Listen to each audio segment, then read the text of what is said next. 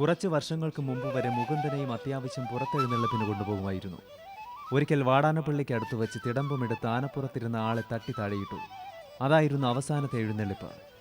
കൃഷ്ണൻകുട്ടി നായർക്കും പങ്കുവിനും ശേഷം വെളിയന്തടം കൃഷ്ണൻ നായർ കുറേ കാലം ഈ ദുർവാസാവിനെ വഴി നടത്താൻ നോക്കി. ആനപ്പണിയിലെ പ്രഗത്ഭനായ അച്യുതൻ നായരും ആവത് പണിപ്പെട്ടതാണ് ഈ വഴക്കാളിയെ നേർവഴി നടത്താൻ. നായിയുടെ വാല് 12 കൊല്ലം കഴിഞ്ഞാലുമെന്ന മട്ടിൽ അച്യുതൻ നായരുടെ വടിയും തോട്ടിയും ഒടിഞ്ഞതല്ലാതെ മുകുന്ദന്റെ വിളച്ചിലൊതുക്കാനായില്ല. ജന്തുപീഡനത്തിന്റെ പേരിൽ പാവം അച്യുതൻ നായരെ മുൻ കേന്ദ്രമന്ത്രി മനേക ഗാന്ധിയും സാമൂഹ്യ പ്രവർത്തകരും ചേർന്ന് കോടതി കയറ്റിയത് മിച്ചം. ഒരുപാട് വഴക്കാനകളെ നേർവഴിക്ക് നടത്തിയിട്ടുള്ള അച്യുതൻ നായർ ശ്രമിച്ചിട്ടും നന്നാകാത്ത മുടിയനായ പുത്രൻ ഇനി നന്നാവേണ്ടെന്ന് ദേവസ്വം അധികാരികളും അതോടെ തീരുമാനിച്ചു.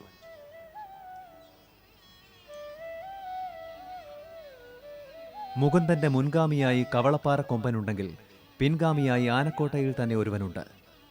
മറ്റാരുമല്ല, നമ്മുടെ സൂപ്പർ സ്റ്റാർ സുരേഷ് ഗോപി നടക്കിരുത്തിയ ലക്ഷ്മി നാരായണൻ. അനുസരണാശീലം തൊട്ടു തെറിച്ചിട്ടില്ലാത്തവനെന്നാണ് ഇവന്റെ പാപ്പാന്മാർ പറയുന്നത്. പരിശീലനത്തിലെയും പരിപാലനത്തിലെയും പാളിച്ചയല്ലാതെ മറ്റൊന്നുമല്ല കുഴപ്പമെന്ന് വിശ്വസിക്കുന്ന പാപ്പാന്മാരും കോട്ടയിൽ തന്നെയുണ്ട്.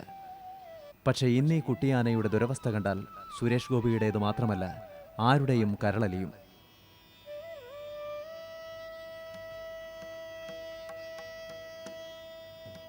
നാട്ടിൽ നാനാവിധ പീഡനങ്ങൾ ഏറ്റുവാങ്ങുന്ന ഇത്തരം പ്രശ്നക്കാരായ ആനകളെ എന്നാൽ കാട്ടിലേക്ക് തിരിച്ചുവിട്ടാലോ?